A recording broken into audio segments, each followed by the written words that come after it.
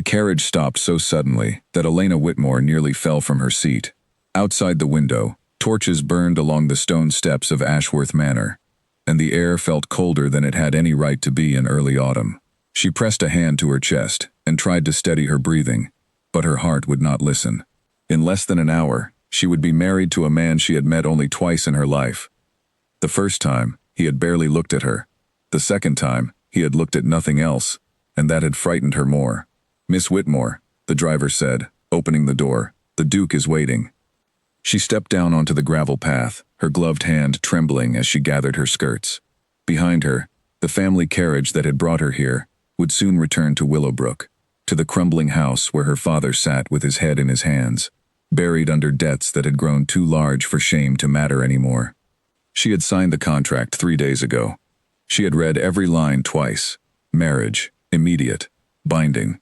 In exchange, her father's creditors would be paid in full, and the Whitmore name would survive another generation.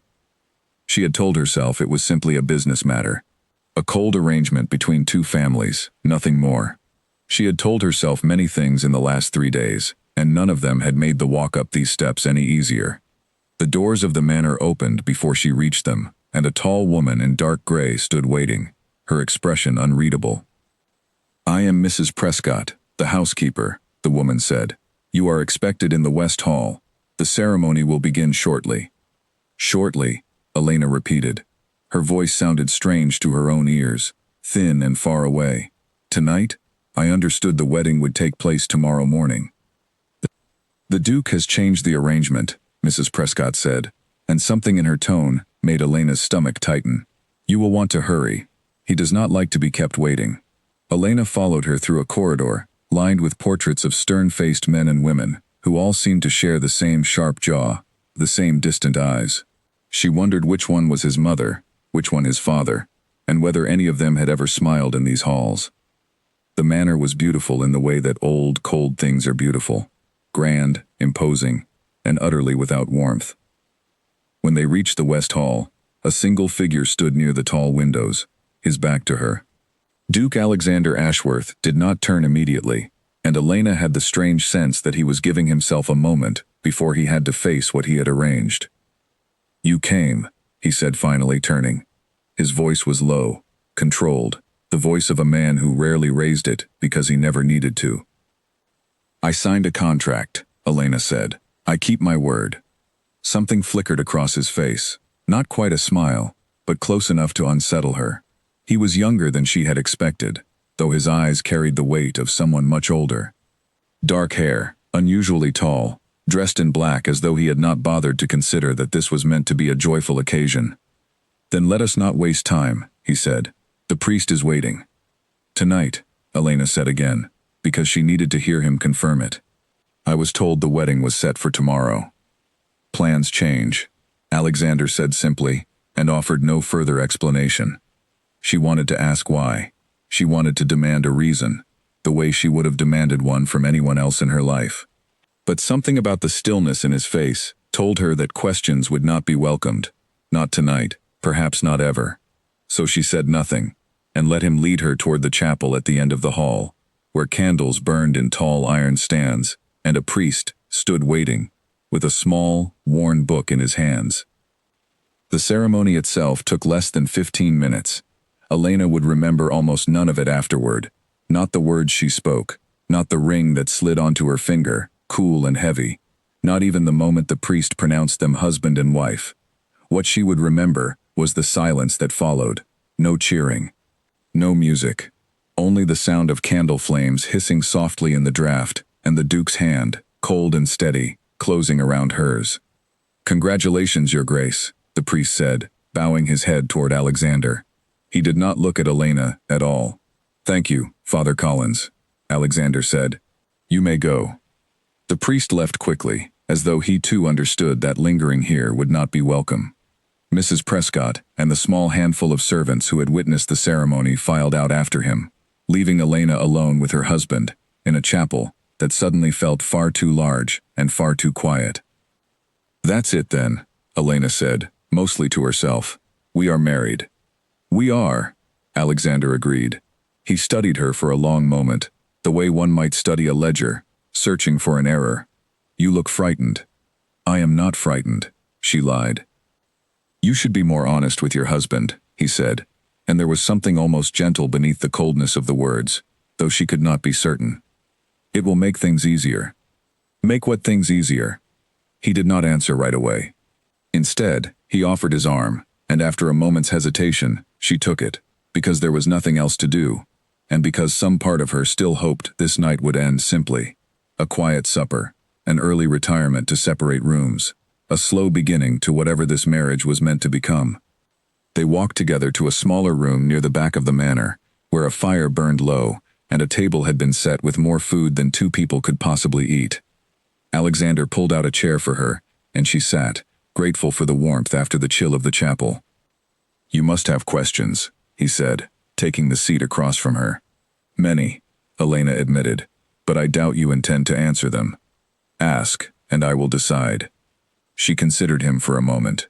There was something almost like a challenge in his eyes, as though he wanted to see what she would choose to ask first, whether she would ask about his family, his past, the rumors that clung to his name like smoke, or whether she would ask something smaller, safer. Why tonight? She asked. Why change the date without telling me? Alexander leaned back in his chair, studying the fire rather than her face. Because there was no reason to wait, he said. And because I have very little time. Time for what? For an heir, he said, and the words landed in the room like a stone dropped into still water. Elena's hands went still on the table. I beg your pardon? You heard me correctly.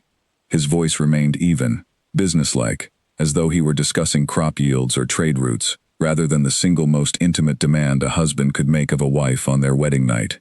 The contract you signed guaranteed your father's debts would be cleared in exchange for marriage. What it did not specify, because I did not wish to frighten you before you signed, is that I require an heir as quickly as possible. Tonight, if it can be managed. Certainly within the month, if not. Elena felt the blood drain from her face. You cannot be serious. I am entirely serious, Alexander said. I do not have the luxury of a long courtship, Elena. There are matters tied to my inheritance that I cannot yet explain to you. Matters that require an heir to be conceived before a deadline that is fast approaching. I would not have asked this of you if there were any other way. Then explain it to me, Elena said, her voice rising despite herself. You cannot simply announce something like this and expect me to accept it without question. I am not a broodmare, Your Grace. I am your wife, whether either of us wished for that or not, and I deserve to understand why you would demand such a thing of me on the very night we are wed.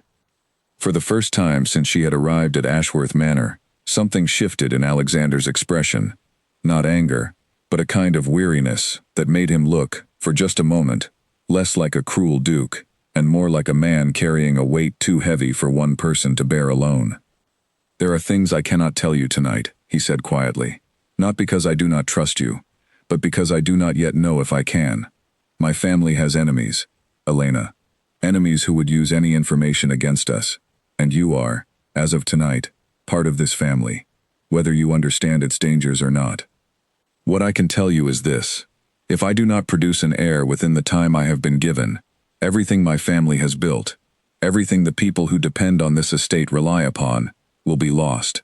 Not simply the title, not simply the lands, livelihoods, lives in some cases. Elena stared at him, searching his face for some sign of deception, some crack in the composure that would tell her this was manipulation rather than truth. She found none, and that frightened her more than his demand had. You could have told me this before I signed, she said finally. You could have given me the choice to refuse. Would you have signed, knowing? The question hung between them, and Elena realized, with a kind of quiet horror, that she did not know the answer. Her father's debts were real. The consequences of refusal, the loss of her family home, the shame that would follow the Whitmore name for generations, were also real. She might have signed anyway. She might have found some way to convince herself it would be different than this. I do not know, she admitted. But I would have wanted the choice. I am sorry for that, Alexander said, and to her surprise, he sounded as though he meant it. But I am not sorry for what I must ask of you now. I will not force anything upon you that you are unwilling to give, Elena. I am not that kind of man, whatever you may have heard of me. But I will ask you to consider what is at stake, and I will ask you to consider it quickly, because time is the one thing I cannot buy back." Elena sat in silence for a long moment, staring at the fire rather than at him, trying to steady the storm of thoughts crashing through her mind.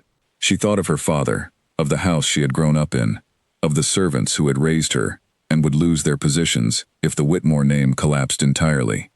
She thought of the strange, guarded man across from her, who spoke of enemies and deadlines and inheritance, as though he were reciting a script he had memorized long ago, out of necessity rather than desire. "What happens," she asked slowly, "if I refuse tonight? Not forever, just tonight." "Then we wait," Alexander said. "Though I confess, I do not know how long we have to spare." "How long do you need?" "I am not certain," he admitted. "A relative of mine holds information that could resolve this more gently, but she has been unwilling to share it, and I have not yet found a way to persuade her. Until I do, the safest course is the one the contract describes." Elena studied him for a long moment. There was so much he was not telling her, so many gaps in his explanation that she could sense but not yet name, and yet, beneath the coldness of his demand, she thought she recognized something else.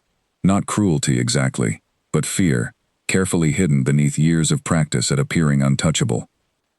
"I will need time," she said finally, "not forever, but more than one night. I have just arrived in this house, Your Grace. I do not know you, and you do not know me, and whatever else this marriage requires of me, I will not begin it as a stranger, forced into intimacy, before I have even learned your name properly." Alexander was quiet for a long moment, and Elena braced herself for anger, for the cold cruelty the rumors had promised her. Instead, he nodded slowly.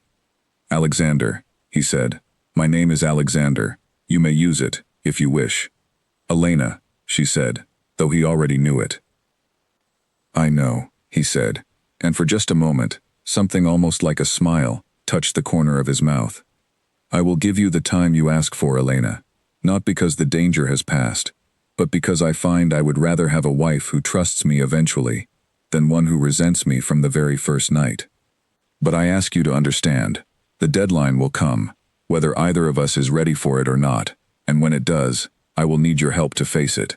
"Then let us hope," Elena said quietly, "that we can find another way before it arrives." "Let us hope," Alexander agreed, though something in his voice suggested he did not truly believe it possible. The fire cracked softly between them, and outside, the wind moved through the bare trees surrounding Ashworth Manor, carrying with it the first true chill of the coming winter.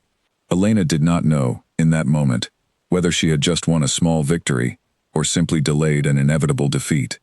But she knew one thing with certainty. The man across from her was not the monster the rumors had promised. And whatever darkness surrounded this marriage, it went far deeper than either of them had yet admitted aloud. Mrs. Prescott appeared at the doorway a short while later, her expression carefully neutral, and informed them that a room had been prepared for Elena in the east wing, separate from the Duke's own chambers.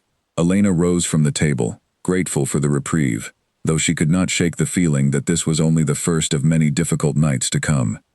"Sleep well, Elena," Alexander said, as she reached the door. She turned back once, studying him in the firelight. This strange, guarded man, who had just become her husband, who carried secrets heavy enough to demand an heir before the ink on their marriage contract had even dried. "Good night, Alexander," she said, and left him alone with the fire, wondering what tomorrow would bring, and whether she had made the right choice in asking for time. She was not entirely certain either of them could afford to spend. As she walked the long corridor toward her new chambers, Mrs. Prescott silent beside her, carrying a single candle, Elena found herself glancing at the portraits lining the walls once more. One in particular caught her eye, a young woman with dark hair and pale, sorrowful eyes, standing slightly apart from the rest of the family in her portrait, as though she had never quite belonged among them. "Who is that?" Elena asked, stopping before the painting. Mrs. Prescott's expression tightened almost imperceptibly. "That is the Duke's sister, my lady, Lady Charlotte. I did not know he had a sister." "He does not speak of her," Mrs. Prescott said, and there was something final in her tone that made it clear the conversation was over. "Your chambers are just ahead, my lady. I would suggest you rest. Tomorrow will bring its own difficulties, I expect." Elena allowed herself to be led away, but she cast one last glance over her shoulder at the portrait of the sorrowful young woman, filing the name away carefully in her memory. Lady Charlotte. Another piece of the puzzle that made up Ashworth Manor and the man she had just married. A puzzle she suspected would take far longer than one night to solve, and one she was beginning to understand might hold the very answers Alexander so desperately needed. Her new chambers were grand, if impersonal. A large four-poster bed, a fire already burning in the hearth, and a window overlooking the dark gardens below. Elena sat on the edge of the bed for a long time after Mrs. Prescott left her, listening to the unfamiliar sounds of a house she now called home, and thinking of the man down the hall who had asked her, on their wedding night, to give him a child, before either of them had learned to trust the other. She did not sleep easily that night. But somewhere beneath the fear and the uncertainty, a small, stubborn curiosity had taken root. A need to understand the truth behind Alexander's urgency, the tragedy behind Charlotte's sorrowful eyes, and the danger that had turned a wedding into something closer to a desperate bargain against time itself.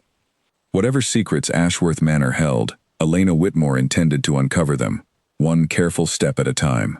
The candle beside her bed burned low, and outside, the wind continued its slow, mournful song through the bare branches of the garden trees, as though the house itself were holding its breath, waiting to see what the new Duchess of Ashworth would do next. Morning came gray and quiet over Ashworth Manor, the kind of light that made every shadow in the old house seem longer than it should have been. Elena woke before the servants arrived to light her fire, and for a moment she lay still, trying to remember where she was. Then the weight of the ring on her finger reminded her, and the events of the previous night returned all at once. The sudden ceremony, the cold demand, the strange honesty that had passed between her and the man she had married only hours before. A soft knock came at the door, and a young maid entered carrying a tray of tea and bread.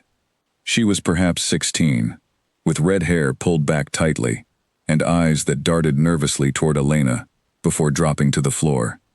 "Good morning, my lady," the girl said. "I am Nora. Mrs. Prescott sent me to help you dress." "Thank you, Nora," Elena said, sitting up. "Is the Duke awake yet?"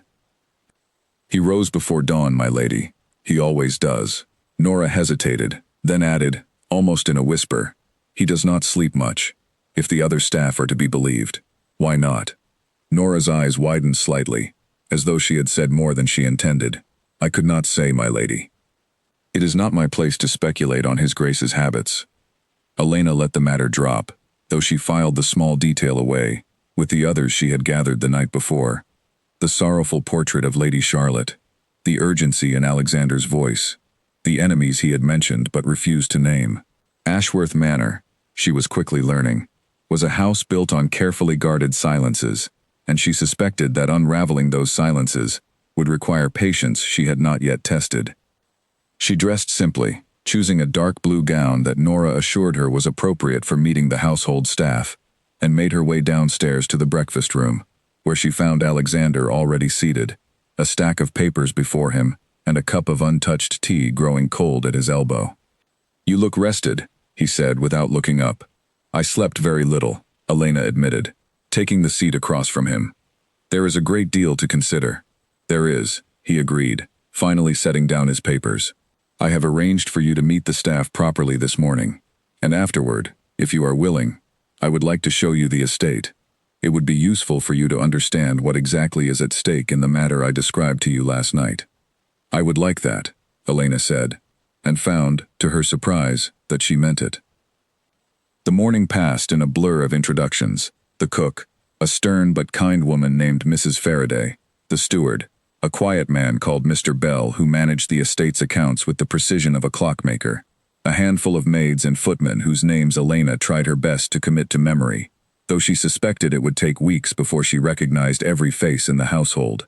Each of them greeted her with careful politeness, though Elena noticed a wariness in their eyes, a hesitation that suggested they were waiting to see what kind of duchess she would prove to be, before offering anything warmer than formality. By midday, Alexander led her out through the gardens and toward the edge of the estate, where the manicured lawns gave way to wilder fields and, beyond them, a small village nestled against a slow-moving river. "That is Ashworth Village," he said, gesturing toward the cluster of stone cottages and the modest church spire rising above them. "Nearly 400 people live and work on this estate, Elena. Farmers, weavers, the families of the men who serve in this house. If the inheritance falls into the wrong hands, their livelihoods fall with it." "Whose hands do you fear it falling into?" Elena asked. Alexander was quiet for a long moment, his eyes fixed on the distant village. "My cousin, Percival Ashworth," he said finally. "He has long believed the title should have passed to his branch of the family, and he has spent years cultivating alliances that would support his claim, should the opportunity arise. My grandfather's will specifies that the title and its full inheritance pass to me only if I produce a legitimate heir within 1 year of my father's death. That year ends in a matter of weeks." Elena's breath caught. "And if you do not, then everything, the manor, the lands, the income that supports this village, passes to Percival instead," Alexander said. "And Percival has made no secret of his intention to sell off the estate's holdings, piece by piece, to raise capital for ventures that would ruin every family who depends on this land for their survival." "Why did your grandfather write such a will?" Elena asked. "It seems needlessly cruel to force such urgency upon you." "He did not trust me," Alexander said simply. "Not after what happened with my sister." Elena's mind went immediately to the portrait she had seen the night before, the sorrowful young woman standing apart from her family. "Lady Charlotte," she said quietly. Something shifted in Alexander's expression, a flicker of old pain quickly suppressed. "You noticed her portrait. I asked Mrs. Prescott about her. She would not tell me anything." "There is little to tell that would not cause you distress," Alexander said, and his voice had grown quieter, more guarded than before. "Charlotte left this house 6 years ago, under circumstances my grandfather believed reflected poorly on my judgment as head of the family, though I had little say in what happened to her. He never forgave what he saw as my failure to protect her, and the condition in his will was his way of ensuring I would not fail again, that I would secure the family's future before I could be trusted with anything else." "That seems an unfair burden to place on you," Elena said carefully, "for something that was not your fault." Alexander looked at her then, really looked at her, as though surprised that she had drawn that conclusion so quickly. "Not everyone would agree with you," he said. "My grandfather certainly did not, but I thank you for the sentiment, even if I am not certain I have earned it yet." They walked in silence for a while after that, following the path that wound along the edge of the river. Elena found herself studying her husband's profile as they walked, the tight set of his jaw, the careful way he held himself, as though he had spent years training his body not to betray whatever storm might be raging beneath the surface. She wondered how much of the cruelty attributed to him by rumor was simply this same careful control, misread by people who had never taken the time to look closer. "Tell me about Percival," she said finally, steering the conversation back toward safer, more practical ground. "If he is the danger you fear, I should understand him, as well as I understand you." "Percival is clever," Alexander said, "and patient. He has spent the last year building relationships with men on the estate's board of trustees, men who would need to approve any legal challenge to my inheritance. If I fail to produce an heir in time, he will not need to fight for the title. The will hands it to him automatically. But I suspect he has also been preparing a challenge, in case I manage to meet the deadline. Some argument he believes will invalidate my claim regardless." "What argument?" "I do not know yet," Alexander admitted, "but I intend to find out before he has the chance to use it." They had reached a small stone bridge crossing the river, and Alexander stopped there, resting his hands on the worn railing, looking down at the water below. Elena stood beside him, close enough to feel the warmth of his presence despite the cool autumn air, and found herself, for the first time since arriving at Ashworth Manor, feeling something other than fear when she looked at him. "I know I asked something of you last night that you were not prepared to give," Alexander said quietly, not looking at her. "And I want you to know that I do not regret allowing you the time you asked for. Whatever else people say of me, Elena, I would rather face Percival's schemes with an ally who trusts me than win this inheritance through a marriage built on force." "Thank you for saying so," Elena said. It means more than you may realize. There is something else you should know, Alexander continued, though I hesitate to burden you with it so soon. My grandmother, Lady Margaret, holds documents that could resolve this matter far more simply than the path the will demands. She has always disapproved of the condition in my grandfather's will, and I believe she possesses evidence that could challenge its validity entirely. But she has refused to share it with me, for reasons she has never fully explained. Why would she refuse to help you, if she disagrees with the will? I do not know, Alexander admitted. She has grown distant since Charlotte's departure, and I fear she blames me for that as well, whatever the truth of the matter may be. I have written to her twice since my grandfather's death, asking for her assistance, and both letters went unanswered. Perhaps she simply needs to be asked in person, Elena suggested. Letters can be cold, especially between family members who have grown distant. If she truly disapproves of the will, perhaps she is waiting for some sign that you understand her reasons for hesitating, before she will help you. Alexander turned to look at her then, something like surprise crossing his features. You may be right, he said slowly. I confess, I had not considered that possibility. My grandmother lives at Hartwell House, perhaps 2 days' ride from here. I had not planned to visit her so soon after the wedding, given everything else that requires my attention, but perhaps it would be wise to reconsider. I would be glad to accompany you, Elena offered, if it would help. 2 voices asking for her assistance may carry more weight than one, and I suspect she will be curious to meet the woman you have married, whatever her feelings toward the rest of this arrangement. You would do that? Travel 2 days to meet a woman who may not even receive us kindly. I signed a contract to become your duchess, Elena said, a small, wry smile touching her lips for the first time since her arrival. I imagine that includes helping to solve the problems that come with the title, even the difficult ones. Alexander studied her for a long moment, and something in his expression softened, the careful control easing just slightly, enough that Elena caught a glimpse of the man beneath the duty, and the Duke, tired, uncertain, and grateful in a way he did not quite know how to express. Thank you, Elena, he said quietly. I did not expect to find an ally so quickly in this house. Neither did I, Elena admitted. But perhaps that is exactly what this marriage needs. 2 people willing to face its difficulties together, rather than alone. They stood on the bridge a while longer, watching the water move slowly beneath them, and for the first time since her carriage had arrived at Ashworth Manor the night before, Elena felt something like hope take root beside the fear that had accompanied her through the gates.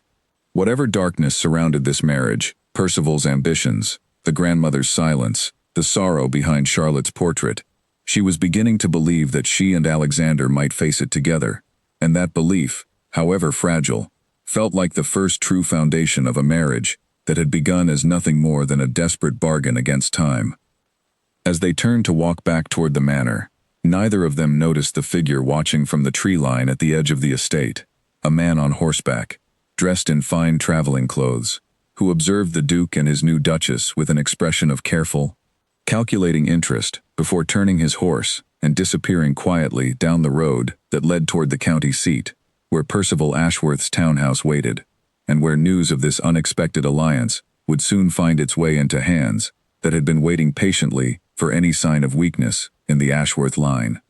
The road to Hartwell House wound through hills that grew steeper and wilder the farther north the carriage traveled, and by the second day, Elena found herself watching the changing landscape with a kind of restless curiosity, grateful for anything that distracted her from the nervous energy building in her chest. Alexander sat across from her, quieter than usual, his eyes fixed on the passing countryside, and Elena suspected he was rehearsing, in his mind, whatever words he intended to use with his grandmother. You have not told me much about her, Elena said, breaking the silence that had settled between them for the better part of an hour. Lady Margaret, what is she like? Alexander considered the question carefully before answering. Sharp, he said finally. Sharper than most men give her credit for, which has always worked in her favor, I think. She raised my father after my grandfather grew distant from the family, and she raised Charlotte and me as well, in many ways, though she would never claim the credit for it. She does not forgive easily, and she does not forget slights, real or imagined. I do not know which category I fall into with her at present. Do you believe she blames you for what happened to your sister? I do not know what she believes, Alexander admitted. That is, perhaps, the most difficult part of this visit. I have spent 6 years assuming her silence meant condemnation, but I have never actually asked her directly. Perhaps it is time I did. What did happen to Charlotte? Elena asked gently. You have told me there is a story there, but not the story itself. Alexander was quiet for a long moment, and Elena wondered if she had pressed too far, too soon. But then he began to speak, his voice low and careful, as though each word cost him something to release. Charlotte fell in love with a man our grandfather considered unsuitable, he said, a schoolteacher's son, with no title and no fortune to speak of, though he was, by every account I ever heard, a good and honest man. When my grandfather discovered the attachment, he forbade any further contact between them and arranged, instead, for Charlotte to marry a viscount twice her age, a man known more for his debts than his character. Charlotte begged me to intervene, to speak to our grandfather on her behalf, and I refused. Why?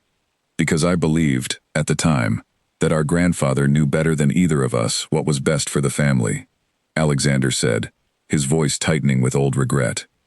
I was young, and I trusted his judgment more than I trusted my own sister's heart. Charlotte left the night before her wedding to the Viscount was to take place, and she has not returned since. I do not know where she is now, or whether she found happiness with the man she loved, or whether my silence cost her everything she hoped for. My grandfather never spoke her name again after that night, and I believe, in his final years, he came to see my refusal to help her as proof that I lacked the judgment necessary to lead this family without conditions attached. Elena reached across the carriage and rested her hand gently on his, an instinctive gesture that surprised them both. You were young, she said, and you trusted the people who raised you to know better than you did. That is not the same as cruelty, Alexander. I imagine your grandmother understands that, even if your grandfather never did. I hope you are right, Alexander said quietly, though his eyes lingered on her hand for a long moment before he finally looked up to meet her gaze. I have carried this weight for 6 years without speaking of it to anyone. Thank you for listening, Elena. We are meant to carry these things together now, Elena said. That was, I believe, the entire point of the contract I signed. A small, genuine smile touched Alexander's lips then, the first Elena had seen from him since her arrival at Ashworth Manor, and something in her chest warmed at the sight of it, a feeling she was not yet ready to name but could not entirely ignore either. They arrived at Hartwell House late in the afternoon of the second day, a smaller estate than Ashworth Manor, but no less grand, its stone walls covered in ivy that had clearly been growing undisturbed for decades. A servant met them at the door and led them through to a sitting room, where an elderly woman sat near the window, her silver hair pulled back in an elegant knot, her posture as straight and unyielding as the stone walls surrounding her. Alexander, Lady Margaret said, rising slowly from her chair. Her voice carried no warmth, but no hostility either, simply a careful, measured neutrality that Elena suspected had taken years to perfect. I did not expect a visit so soon after your wedding. Grandmother, Alexander said, bowing slightly. May I present my wife, Elena? Lady Margaret's sharp eyes turned toward Elena, studying her with an intensity that made Elena feel as though she were being weighed and measured against some invisible standard. The Whitmore girl, Lady Margaret said finally. I had heard of the arrangement. Your father's debts, I understand, were considerable. They were, Elena said, refusing to look away from the older woman's gaze, though her heart pounded in her chest. But I did not come here today to discuss my father's finances, Lady Margaret. I came because my husband needs your help, and because I believe you may need his, whether either of you has been willing to admit it these past 6 years. A flicker of surprise crossed Lady Margaret's face, quickly hidden, but not quickly enough for Elena to miss it entirely. Bold words, for a girl married only 3 days, she said. Perhaps, Elena said, but I have found, in the short time I have known your grandson, that boldness tends to accomplish more than careful silence ever could. For a long moment, Lady Margaret said nothing, her gaze moving between Elena and Alexander, with an expression Elena could not quite decipher. Then, finally, she gestured toward the chairs near the fire. Sit, she said, both of you. If you have traveled 2 days to speak with me, I imagine you have a great deal to say, and I find I am curious to hear it. They sat, and Alexander began to explain the will's condition, the approaching deadline, Percival's growing influence among the estate's trustees, and the desperate hope that whatever documents Lady Margaret possessed might offer another path forward. Lady Margaret listened in silence, her expression giving nothing away, until Alexander finally fell quiet, having said everything he had come to say. "You wish to know why I never answered your letters," Lady Margaret said finally. "I do," Alexander admitted. "Because I was waiting," Lady Margaret said, "to see whether you had learned anything at all from what happened to your sister, or whether you intended to march through your grandfather's will, exactly as he designed it, without ever questioning whether it was just. Your grandfather was a proud man, Alexander, and a frightened one, though he would never have admitted to the latter. He wrote that condition into his will, not to protect this family, but to punish you for a mistake that was never entirely yours to bear. I have the documents that could challenge it, a letter from your grandfather himself, written before his final illness, expressing doubts about the fairness of the condition he had imposed. But I would not hand them over to a grandson who intended to simply comply with his grandfather's cruelty, rather than question it." "And now?" Alexander asked quietly. Lady Margaret's gaze shifted to Elena, studying her once more with that same sharp, assessing look. "Now," she said slowly, "I find myself looking at a young woman who arrived at my door 3 days into her marriage, willing to challenge me to my face on behalf of a husband she barely knows. That tells me something about the kind of household you may be building, Alexander. Something quite different from the cold arrangement I feared when I first heard of this contract." She rose from her chair and crossed to a small writing desk near the window, retrieving a folded letter from a locked drawer, its edges worn soft with age. "This letter will not resolve everything," she said, handing it to Alexander. "But it will give you grounds to challenge the will's condition before the trustees. If Percival attempts to claim the inheritance prematurely, read it carefully and use it wisely."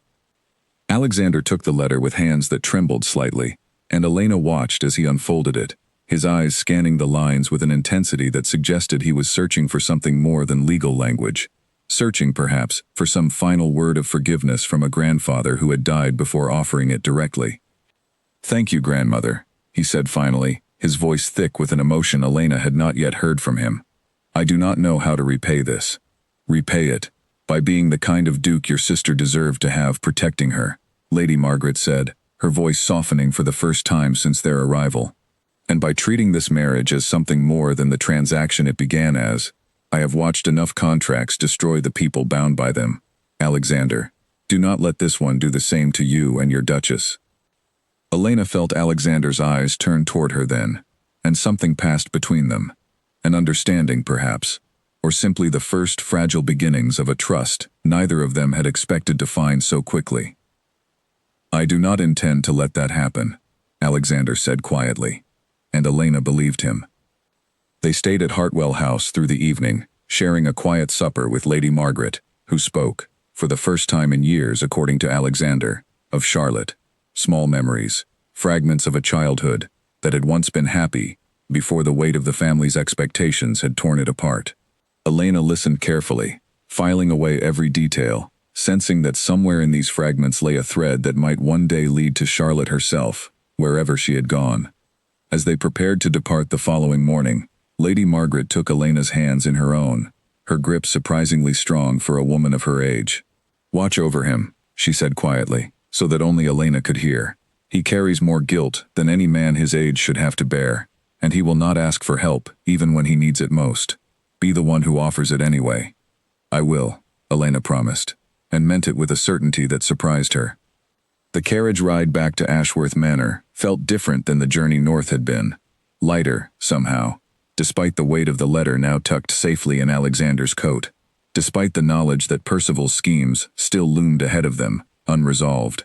Elena found herself watching her husband more closely than before, noticing the way his shoulders had relaxed slightly, the way his eyes no longer carried quite the same haunted weight they had when she first met him. "Thank you," Alexander said quietly, somewhere in the second hour of their journey, "for what you said to her. I do not believe I would have found the courage to visit at all, if you had not suggested it. We are meant to face these things together," Elena reminded him, echoing her own words from days before. I intend to keep that promise, Alexander. Whatever else this marriage may require of us in the days ahead. Alexander studied her for a long moment, something warm and unguarded in his expression that Elena had not seen from him before, and for the first time since signing the contract that had bound her to this strange, complicated man, she found herself genuinely glad she had chosen to keep her word. Neither of them noticed, as their carriage rolled back through the gates of Ashworth Manor later that evening, the letter waiting on the front steps, sealed with Percival Ashworth's own distinctive crest, its contents carrying news that would test the fragile trust they had just begun to build, far sooner than either of them expected. The letter sat on the silver tray in the entrance hall, waiting for them the moment they stepped through the doors of Ashworth Manor. Mrs. Prescott handed it to Alexander with a careful expression, the kind of look servants gave when they already suspected bad news, but had been trained not to say so aloud. Alexander broke the seal immediately, his eyes moving quickly across the page, and Elena watched his jaw tighten with each line he read. "What does it say?" she asked, once he had finished. "Percival requests a meeting," Alexander said, folding the letter with more force than necessary. "He claims to have information regarding the legitimacy of our marriage that he believes the trustees ought to consider before any inheritance is finalized in my favor." "Legitimacy of our marriage?" Elena repeated, alarm creeping into her voice. What could he possibly mean by that? "We were married properly, in a chapel, before a priest and witnesses." "I do not know," Alexander admitted, "but Percival does not waste effort on empty threats. If he believes he has grounds to challenge the marriage itself, we must discover what they are before he brings them before the trustees." They did not have long to wait for an answer. 2 days later, Percival Ashworth arrived at the manor uninvited, dressed in the kind of fine clothing that suggested wealth built more on appearance than substance, his smile the practiced, unbothered smile of a man who believed he already held the winning hand. "Cousin," Percival said, settling into a chair in the drawing room without waiting to be offered one, "and the new Duchess. I confess I was surprised to hear of the wedding. Such a swift arrangement, given the circumstances." "Say what you came to say, Percival," Alexander said, his voice carefully controlled, though Elena could sense the tension coiled beneath his composure. "Very well," Percival said, his smile widening slightly. "I have reason to believe your marriage was conducted under circumstances that may render the contract invalid. Specifically, that Miss Whitmore, forgive me, the Duchess, signed under duress, given her family's considerable debts, and that such duress may constitute grounds for the trustees to question whether the marriage meets the legal requirements outlined in our grandfather's will." "That is absurd," Elena said sharply. "I signed the contract of my own free will, fully aware of its terms." "Were you?" Percival asked, turning his attention to her with an expression of mock sympathy that made Elena's skin crawl. "Fully aware, before you signed, that the Duke intended to demand an heir on your very wedding night? Or was that particular condition revealed to you only after the ink had dried, my lady?" Elena felt the color drain from her face, and beside her, she felt Alexander go very still. "How do you know that?" she asked before she could stop herself, and immediately regretted the question, because it confirmed exactly what Percival had suspected, rather than denying it outright. "I have my sources," Percival said smoothly, "and I imagine the trustees would find it quite troubling to learn that the terms of this marriage were not fully disclosed before the contract was signed. Duress of this nature, gentlemen tell me, can be grounds enough to void an agreement entirely, particularly one as consequential as this." "You have no proof of any such claim," Alexander said coldly, "and even if you did, my wife has stated clearly that she entered this marriage of her own free will. Nothing you say will change that fact." "Perhaps not," Percival said, rising from his chair with the same unhurried confidence he had entered with. "But I intend to bring the matter before the trustees regardless, and let them decide for themselves whether the circumstances of this marriage meet the standards our grandfather intended. I would suggest, cousin, that you prepare yourself for a rather uncomfortable conversation in the coming weeks." He left as swiftly as he had arrived, and the silence that followed his departure felt heavier than any words could have been. Elena turned to Alexander, searching his face for some sign of how deeply this threat might damage them. "Who could have told him?" she asked. "No one outside this house knew the terms of our arrangement." "Someone in this house told him," Alexander said grimly. Which means we have a greater problem than Percival's accusations alone. Someone close to us is feeding him information, and until we discover who, we cannot trust anything we say within these walls to remain private. Elena felt a chill move through her that had nothing to do with the temperature of the room. The staff she had met over the past days, Mrs. Prescott, Nora, Mr. Bell, Mrs. Faraday, any one of them might be the source of the leak, and the thought of being watched, reported on, within her own home, made her stomach turn. We must be careful, she said quietly. And we must find proof that whatever Percival claims, our marriage was entered honestly, regardless of what conditions I learned of afterward. I agree, Alexander said, but proof alone may not be enough, if the trustees are already inclined to favor Percival's claim. We will need Lady Margaret's letter, and we may need more besides. I fear this will not be resolved as easily as I had hoped. Over the following days, Elena found herself watching the household staff with new wariness, studying faces she had only just begun to trust, searching for some sign of betrayal she could not yet identify. Nora remained as nervous and deferential as ever, though Elena noticed the girl seemed to avoid her eyes more than she once had, a detail that troubled her more than she wanted to admit. It was Mr. Bell, the estate's steward, who finally brought her the piece of information that changed everything. He came to her privately one evening, his expression grave, a small ledger clutched in his hands. "My lady," he said, "I have found something in the estate's correspondence records that I believe you and His Grace should see immediately. A letter was sent from this house to Percival Ashworth's townhouse 3 days after your wedding, detailing the private conversation you had with His Grace on your wedding night. I have traced the letter to a maid's handwriting, though I have not yet confirmed which maid was responsible." Elena's breath caught. "Can you determine who wrote it?" "I believe so, my lady, given time," Mr. Bell said. "But I wish to bring this to your attention first, given the delicate nature of the matter." "Thank you, Mr. Bell," Elena said. "Please continue your investigation quietly, and inform me the moment you have confirmation. This information could be crucial in defending against Percival's claims." As Mr. Bell left, Elena found Alexander in his study, poring over legal documents with the same intensity he had shown since Percival's visit. She told him what she had learned, watching his expression darken further with each detail. "If we can prove Percival paid a member of our own household to spy on us," Alexander said slowly, "it would undermine his credibility before the trustees entirely. Deceit of that nature would reflect far worse on him than any claim of duress could reflect on us." "Then we must find proof quickly," Elena said, "before he brings his accusations before the trustees." Over the following week, the household existed in a state of quiet tension, every conversation held carefully, every servant watched with new suspicion, though neither Elena nor Alexander wished to reveal that they suspected a traitor among them before they had certain proof. Mr. Bell continued his careful investigation, cross-referencing correspondence and handwriting samples with the patience of a man who understood that a single mistake could alert the culprit before they were ready to act. It was during this tense week that Elena and Alexander found themselves growing closer despite the danger surrounding them, sharing meals together more often than the formal arrangement of their marriage required, discussing the estate's affairs late into the evening, finding, in each other, the kind of quiet partnership that neither had expected from a contract signed in desperation only weeks before.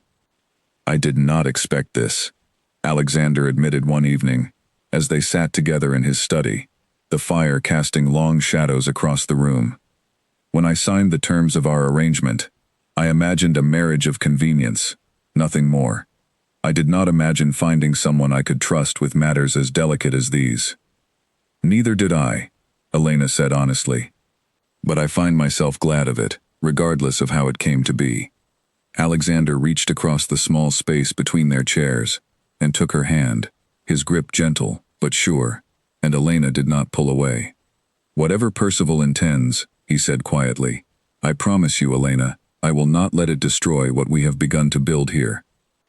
"Nor will I," Elena said, and for the first time since arriving at Ashworth Manor, she believed, fully and completely, that the strange bargain she had entered into might yet become something worth protecting, not simply for the sake of her father's debts, or the village depending on the estate's survival, but for the sake of the man beside her, and the fragile, unexpected trust growing steadily between them, despite every danger working to tear it apart.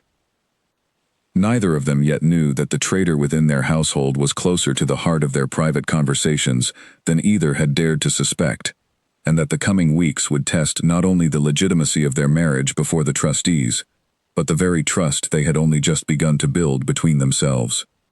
The rain came early that week, drumming steadily against the windows of Ashworth Manor and turning the gardens into a gray, sodden blur. Elena stood at the window of her sitting room, watching the water run in rivulets down the glass, her thoughts circling endlessly around the question that had consumed the household for days. Who among them had betrayed their trust to Percival Ashworth, and what else might they still be reporting, even now? A soft knock interrupted her thoughts, and Mr. Bell entered, his expression carefully composed, though Elena had learned by now to read the tension in the set of his shoulders. "My lady," he said, "I have completed my investigation. I believe I know who has been passing information to Percival Ashworth." Elena's heart quickened. "Who?" "Nora," Mr. Bell said quietly. "The maid, assigned to your chambers." Elena felt a rush of sympathy mixed with betrayal, remembering the girl's nervous glances, the way she had avoided Elena's eyes in recent days. "Are you certain?" "As certain as I can be, my lady. I compared her handwriting to the letter sent to Percival's townhouse, and the match is unmistakable. I have not yet confronted her, as I wish to consult with you and his grace first." Elena sent word immediately for Alexander, and together they summoned Nora to the study, the girl's face pale with fear the moment she saw the grave expressions waiting for her. "Nora," Alexander said, his voice controlled but firm, "we have reason to believe you have been passing private information from this household to my cousin, Percival Ashworth. I would ask you to explain yourself honestly, as the consequences of continued deception will be far worse than the truth, however difficult it may be to admit." Nora's composure crumbled almost immediately, tears spilling down her cheeks as she sank into a chair without waiting for permission. "I am sorry, Your Grace. My lady, I am so sorry," she said, her voice breaking. "My mother works in Percival Ashworth's household, in his kitchens.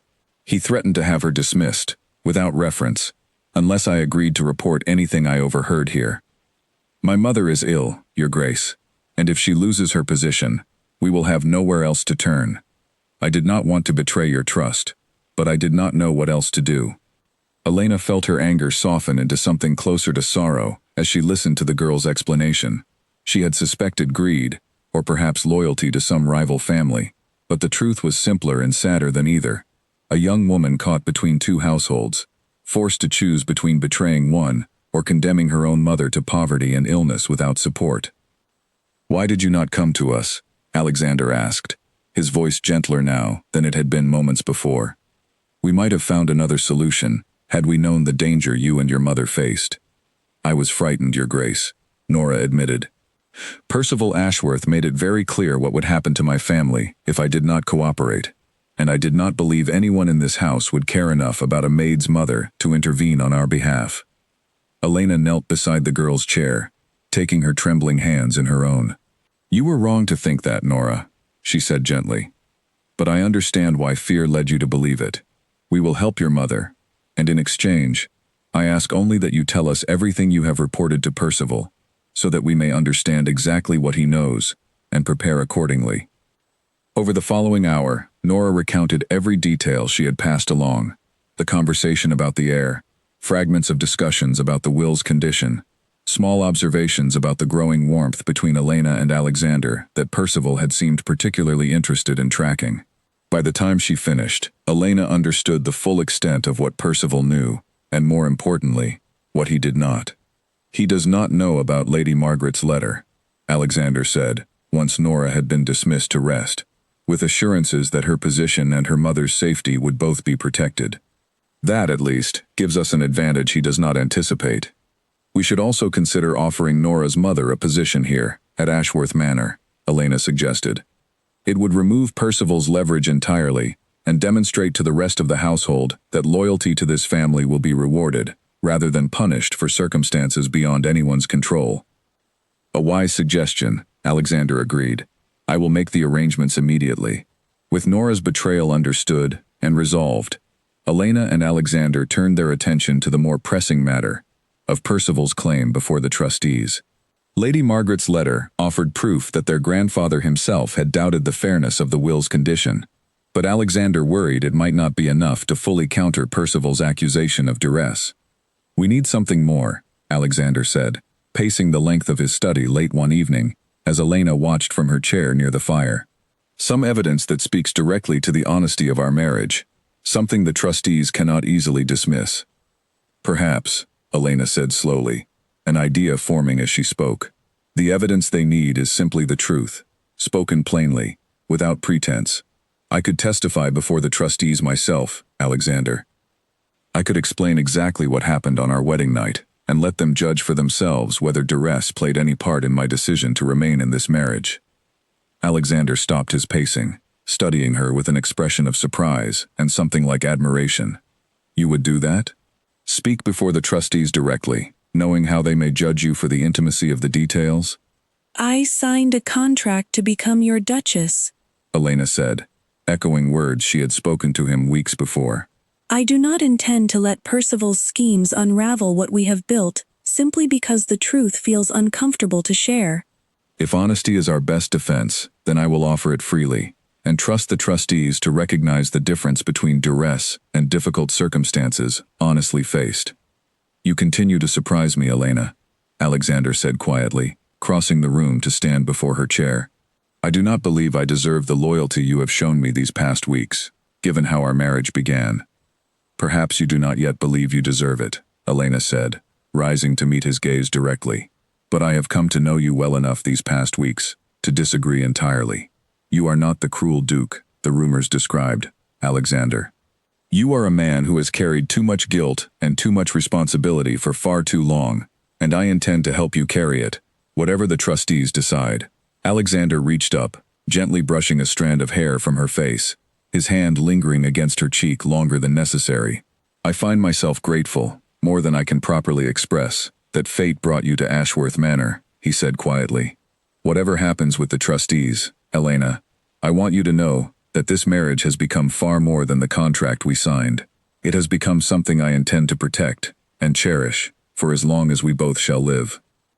Elena felt her heart swell with an emotion she had not expected to find so quickly in this strange, difficult arrangement, and she allowed herself, for just a moment, to lean into the warmth of his touch, to believe that whatever darkness Percival and his schemes represented, she and Alexander might yet find their way through it together, stronger for having faced it side by side. The meeting with the trustees was set for the following week, and as the days passed, the household at Ashworth Manor settled into a new kind of unity, the staff rallying around their Duke and Duchess with a loyalty that had been absent in the tense early days following the wedding. Mrs. Prescott oversaw the preparations for Nora's mother's arrival with quiet efficiency.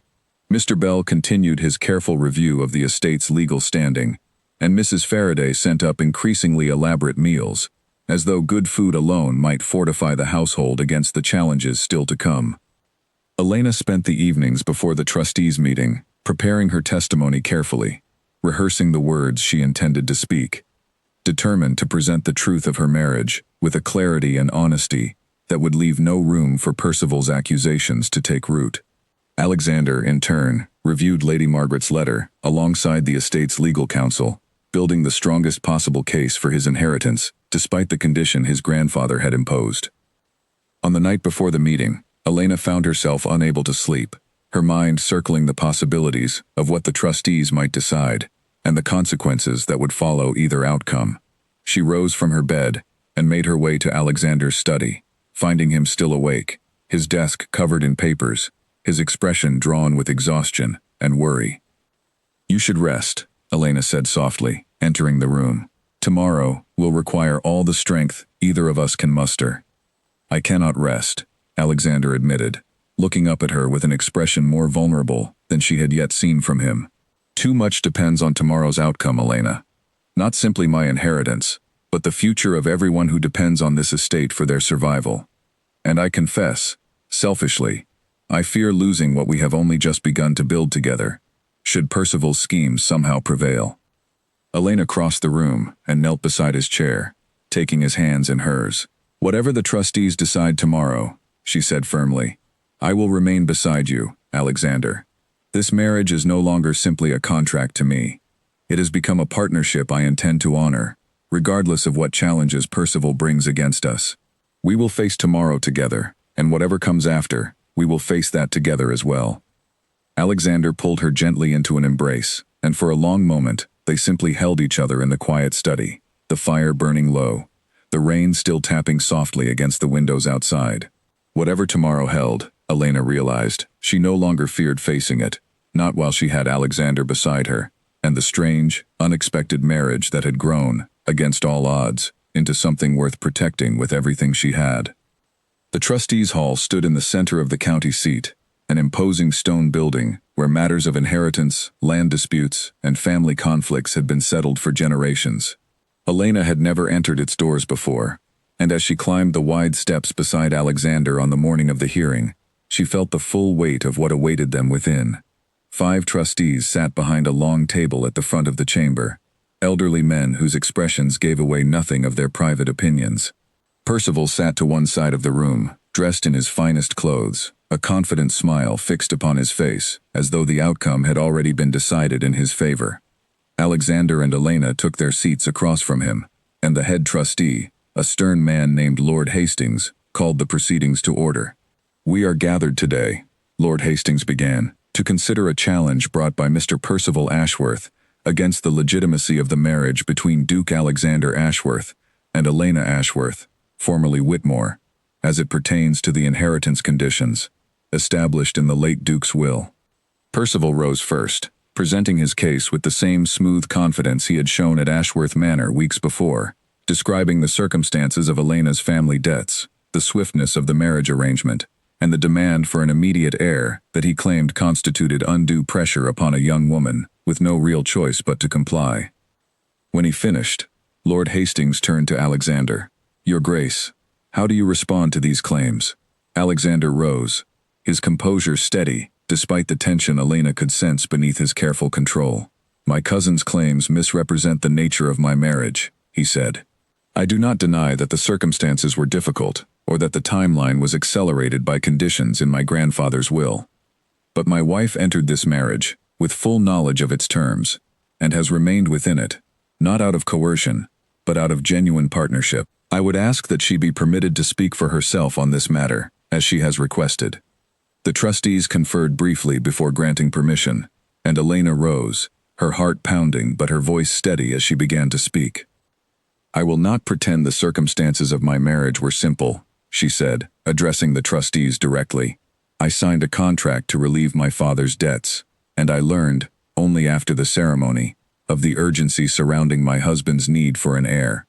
I will not deny that this news frightened me, or that I struggled, in those first days, to understand the man I had married."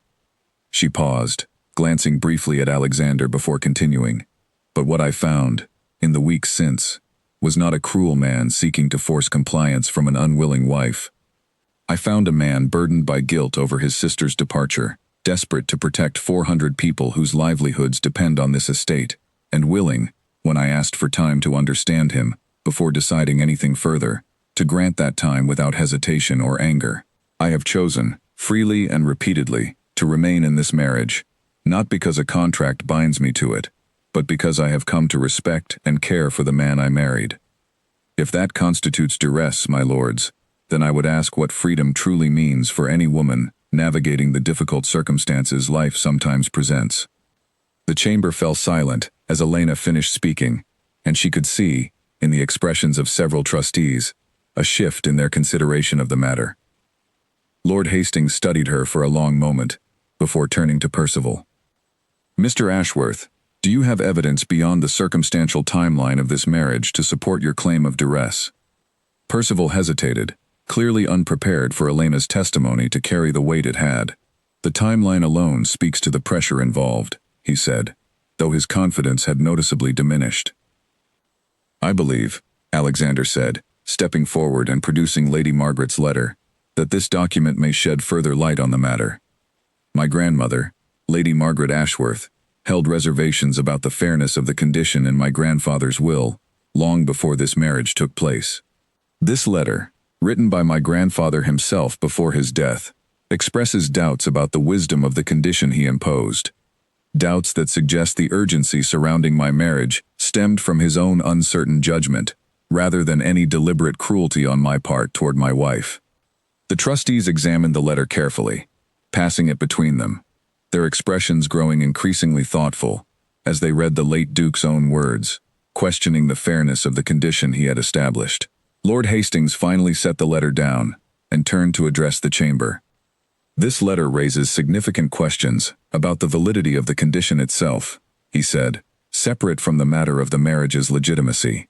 We will need time to consider both matters carefully before rendering a final decision. However, I will say that the testimony offered by the Duchess today speaks clearly to a marriage entered with agency and genuine partnership, whatever difficulties accompanied its beginning. Mr. Ashworth, your claim of duress appears, at present, considerably weaker than when these proceedings began." Percival's composure finally cracked, a flash of anger crossing his features before he mastered it once more. "This is absurd," he said. "A few pretty words from a desperate young woman should not be enough to overturn a legitimate legal challenge." "Careful, Mr. Ashworth," Lord Hastings said sharply. "This chamber values honesty and evidence above theatrics, and I would remind you that your own claim rests on considerably less solid ground than the testimony we have heard today."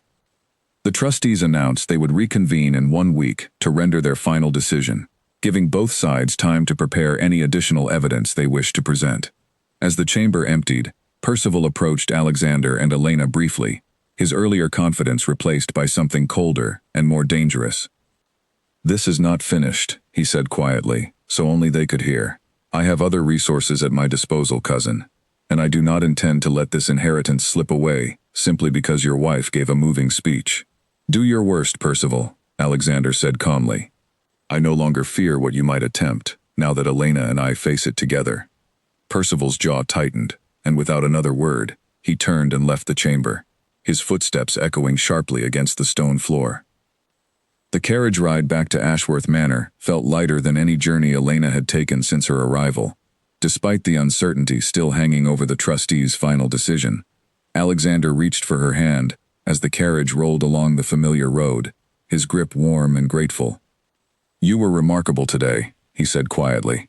"I do not believe I could have faced that chamber with such honesty, had you not shown me the way." "We faced it together," Elena reminded him gently, "as we agreed we would." "I find myself increasingly grateful," Alexander said, "that fate arranged our marriage exactly as it did, difficult as the beginning may have been. I do not believe I would have found someone as strong, or as honest, through any more conventional courtship." Elena smiled, leaning into the warmth of his shoulder as the carriage continued its journey homeward. "Perhaps fate knew exactly what it was doing," she said softly, "even when neither of us could see it clearly." They arrived back at Ashworth Manor as the sun began to set, casting long golden light across the gardens Elena had grown to love in the weeks since her arrival. Mrs. Prescott greeted them at the door with news that Nora's mother had settled comfortably into her new position within the household, and that the staff, having heard rumors of Elena's brave testimony before the trustees, had begun speaking of their Duchess with a warmth and respect that had been noticeably absent in the tense early days of the marriage. That evening, as they sat together before the fire in Alexander's study, Elena found herself studying her husband's profile in the flickering light, marveling at how completely her feelings toward him had transformed since that first frightening night in the chapel. What had begun as fear and obligation had grown, slowly and carefully, into something she now recognized clearly as genuine affection, perhaps even something deeper still. "Alexander," she said softly, "I believe I am ready now to fulfill the original purpose of our marriage, if you still wish it." Alexander turned to look at her, searching her face carefully for any sign of hesitation or fear. "Only if you are certain, Elena," he said. "I do not wish for you to feel any pressure remains, whatever the trustees may decide next week." "I am certain," Elena said, meeting his gaze steadily. "Not because of the contract, or the deadline, or even the inheritance at stake, but because I have come to care for you deeply, Alexander, and I wish for us to build our family together, as true partners, rather than simply parties, bound by an agreement neither of us initially chose freely." Alexander rose from his chair and crossed to where she sat, kneeling before her, and taking her hands gently in his own. "I care for you as well, Elena," he said quietly, "more deeply than I believed possible when this marriage began. Whatever challenges still await us, I am grateful, more than words can properly express, that you chose to stay, and to trust me, and to build something real from what began as nothing more than a desperate bargain." That night, as the fire burned low in the study, and the manor settled into quiet stillness around them, Elena and Alexander began, at last, to build the life together that neither of them had expected to find within the terms of a marriage contract. A life built not on obligation, but on the genuine trust and affection that had grown steadily between them through every difficulty they had faced side by side. The week following the hearing passed with a fragile, cautious peace settling over Ashworth Manor. Elena woke each morning with a new sense of purpose, walking the estate grounds with Alexander, reviewing correspondence with Mr. Bell, and slowly earning the genuine warmth of a household that had once regarded her with careful suspicion. Yet beneath the surface calm, both she and Alexander understood that Percival's warning had not been an empty threat, and that whatever resources he intended to bring against them still waited, unseen, somewhere in the shadows of the coming days. It was on a gray Tuesday morning, while Elena sat reviewing linens with Mrs. Prescott in the small parlor near the kitchens, that a carriage arrived unannounced at the front gates, its fine black lacquer and silver trim marking it immediately as belonging to wealth and status. Elena rose from her seat, curiosity mixing with a familiar unease, and made her way to the entrance hall just as the visitor stepped down from the carriage.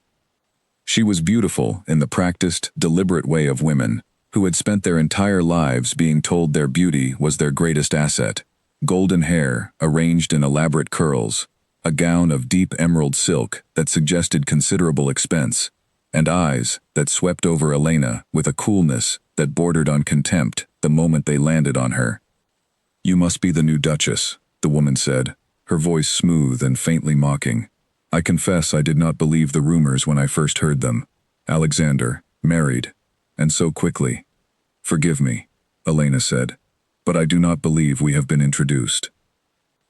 "Lady Cordelia Vane," the woman said, extending a gloved hand with the casual entitlement of someone accustomed to being recognized immediately. "Alexander and I were once engaged to be married, before circumstances intervened. I imagine he has mentioned me." Elena felt a cold unease settle in her chest, though she kept her expression carefully composed. "He has not, I'm afraid." Something flickered across Cordelia's face, satisfaction perhaps, at having landed the first blow in whatever game she intended to play. "How curious," she said. "I would have thought such an important part of his history worth sharing with his new bride. Perhaps there are a great many things Alexander has chosen not to share with you, my lady." Before Elena could respond, Alexander appeared in the hall, his expression shifting rapidly from surprise to something far more guarded the moment he saw who had arrived. "Cordelia," he said, his voice carefully neutral. "I was not expecting you." "Clearly not," Cordelia said, her smile sharpening. "Though I imagine, given how quickly you arranged your marriage, very little planning went into any of your recent decisions. I heard about the wedding, Alexander, and I confess, I felt compelled to see for myself whether the rumors were true." "What rumors, precisely?" Alexander asked. "That you married a girl drowning in her family's debts, desperate enough to sign whatever contract you placed before her," Cordelia said, her eyes flicking briefly toward Elena with something like pity. "It seems a rather cold way to secure an heir, Alexander, when you once promised me an entirely different kind of future." Elena felt her stomach tighten at the mention of an heir, wondering exactly how much Cordelia already knew, and from whom. "Lady Cordelia," she said, keeping her voice steady, "I think it would be best if you stated your purpose here plainly, rather than continuing to speak in riddles designed to unsettle me." Cordelia's eyebrows rose slightly, as though surprised by Elena's directness. "Very well," she said. "I came because I believe Alexander and I still have unfinished business between us, business that predates this hasty marriage of convenience by several years. I do not believe a contract signed out of desperation should be permitted to erase promises made long before it, promises that Alexander himself once considered binding." "There were no binding promises between us, Cordelia," Alexander said firmly. "Our engagement ended by mutual agreement. years before Elena and I ever met. Mutual agreement, Cordelia repeated, a bitter edge creeping into her voice for the first time. Is that truly how you remember it, Alexander? As mutual? I remember it rather differently, as I imagine you know perfectly well. The tension in the hall grew thick enough that Elena could feel it pressing against her chest, and she realized, with growing unease, that whatever history existed between Alexander and Cordelia ran far deeper and more painful than the simple broken engagement Alexander had described. She wondered, briefly, whether this was connected somehow to Percival's schemes, or whether Cordelia's arrival was simply an unfortunate coincidence, arriving at the worst possible moment. I think, Elena said carefully, that whatever occurred between the two of you deserves to be discussed privately, rather than in the entrance hall of my home. Lady Cordelia, would you care to join us in the drawing room, where we might speak more comfortably? Cordelia studied her for a long moment, something calculating behind her cool blue eyes, before finally nodding. Very well, she said. Perhaps it is time the truth was spoken plainly, for everyone's benefit. They settled into the drawing room, tea served by a visibly nervous Mrs. Prescott, and Cordelia began to recount a version of events that painted Alexander in a far harsher light than Elena had yet seen him described. According to Cordelia, their engagement had ended not by mutual agreement, but because Alexander's grandfather had disapproved of the match, believing Cordelia's family connections insufficient for the Ashworth line, and Alexander, rather than fighting for their engagement, had simply allowed it to end without protest, choosing his grandfather's approval over the woman he had claimed to love. Is this true? Elena asked quietly, once Cordelia had finished, turning to look at Alexander directly. Alexander's expression had grown increasingly pained throughout Cordelia's account, and he was quiet for a long moment before answering. It is partially true, he said finally. My grandfather did disapprove of the match, and I did not fight him on it as forcefully as perhaps I should have. But Cordelia, you know as well as I do that our engagement had grown troubled long before my grandfather ever voiced his objections. We wanted different things from our future together, and I believe, in your heart, you know that ending things was the right decision for both of us, whatever role my grandfather's disapproval played in the timing. Cordelia's composure flickered, something more genuine and less calculated showing through for just a moment. Perhaps, she admitted quietly, but it still hurt, Alexander, to watch you choose duty over the promises you had made me, however troubled our engagement may have become. I am sorry for the pain I caused you, Alexander said, and Elena could hear the sincerity in his voice. But that was years ago, Cordelia, and I have built an entirely different life since then. Whatever unfinished business you believe remains between us, I do not share that belief, and I will not allow it to threaten the marriage I have built with Elena. Cordelia's gaze shifted to Elena, studying her for a long moment with an expression that had softened somewhat from the cool contempt she had shown upon arrival. You truly care for her, she said, as though only just realizing it. Not simply as a convenient arrangement, but genuinely. I do, Alexander said simply. Something shifted in Cordelia's expression then, a resignation that seemed to deflate whatever anger had brought her to Ashworth Manor in the first place. Percival approached me, she admitted finally, some weeks ago. He suggested that if I came forward with claims of a prior commitment between us, it might strengthen his case before the trustees, muddying the legitimacy of your current marriage further. He offered a considerable sum for my cooperation. Elena felt a chill at this confirmation of Percival's continued scheming, though she was grateful, at least, that Cordelia had chosen to reveal it, rather than proceed with his plan. Why are you telling us this now? Elena asked. Because watching the two of you together, Cordelia said slowly, I find I cannot bring myself to manufacture a false claim, simply to satisfy Percival's ambitions. Whatever pain remains from my history with Alexander, I will not become a tool for his cousin's greed. I came here today intending to threaten your marriage, my lady, but I find myself, instead, offering you a warning instead. Percival will not stop with this attempt alone. Whatever resources he has, he intends to use them all, before the trustees render their final decision. Thank you for your honesty, Cordelia, Alexander said quietly. It could not have been easy, coming here today. No, Cordelia agreed, rising from her chair. It was not. But I find, strangely, that I wish you both well, despite everything. Take care of each other, and be wary of my cousin. He does not give up easily, and I fear he has other schemes waiting, should this one fail to unsettle you."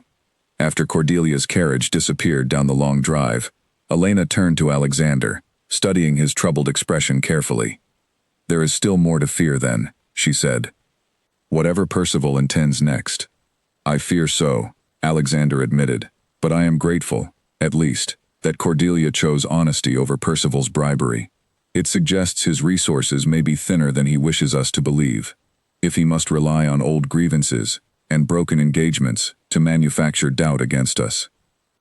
"We should warn Mr. Bell to watch for any further attempts," Elena suggested, "and perhaps write to Lady Margaret once more, in case she has further insight into what other schemes Percival might attempt before the trustees' final decision." Alexander nodded, already moving toward his desk to begin drafting the letter, and Elena found herself, despite the fresh worry Cordelia's visit had introduced, feeling a quiet confidence in the partnership she and Alexander had built. Whatever Percival attempted next, she believed, they would face it together, exactly as they had promised each other in the quiet study weeks before, and exactly as she intended to continue doing for however many trials still lay ahead of them. The days following Cordelia's visit passed with a watchfulness that settled over the entire household, every servant instructed quietly to report any unfamiliar visitors or unusual correspondence directly to Mr. Bell. Elena found herself sleeping poorly, her mind circling endlessly through the possibilities of what Percival might attempt next, until one evening, nearly a week before the trustees were due to reconvene, a fever swept through the manor with alarming speed. It began with one of the younger footmen, a boy named Peter who had complained of chills during his morning duties, and by nightfall, 3 more members of the household staff had taken to their beds, their faces flushed and their bodies racked with the same dangerous fever. Dr. Bennett, summoned urgently from the village, moved from room to room with grim efficiency, his expression growing more concerned with each patient he examined. "It is spreading quickly," he told Elena and Alexander privately, once he had seen to the afflicted staff. "I cannot yet say what causes it, but I would advise caution. Anyone showing symptoms should be isolated immediately, and I would recommend the household limit unnecessary contact until we understand its nature better." Elena took charge of organizing the household's response with a steady competence that surprised even herself, arranging separate quarters for the afflicted staff, ensuring clean linens and broth were delivered regularly, and working alongside Mrs. Prescott to manage the mounting anxiety spreading through the manor nearly as quickly as the fever itself. It was on the 3rd night of the illness that Alexander himself began showing symptoms. A fever, burning hot against Elena's palm, when she pressed her hand to his forehead during their evening meal, his usually steady composure faltering as chills racked his frame. "You must rest," Elena said firmly, helping him from his chair and guiding him toward his chambers, despite his protests that there was still too much work requiring his attention.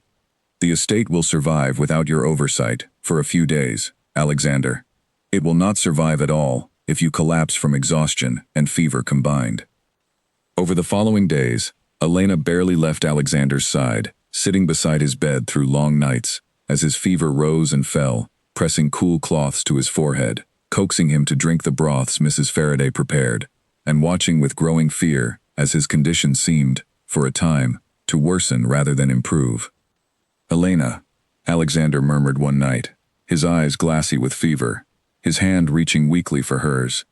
"If something happens to me, before this matter with Percival is resolved, promise me you will fight for what we have built here. Promise me you will not simply surrender the estate to him." "Nothing is going to happen to you," Elena said firmly, though her voice trembled with a fear she could not entirely hide. "You will recover, Alexander, and we will face Percival together, exactly as we agreed. I will not accept any other outcome." "You have become so important to me," Alexander continued, his fevered mind clearly wandering beyond the careful control he usually maintained. "I did not expect this.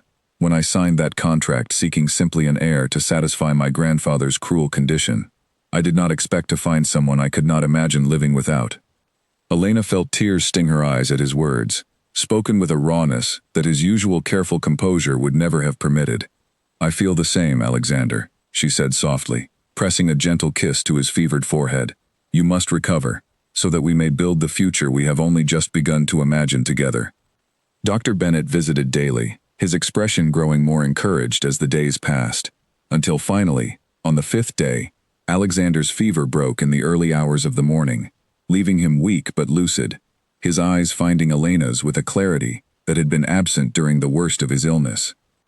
"You stayed with me," he said quietly, his voice hoarse but steady, "through all of it."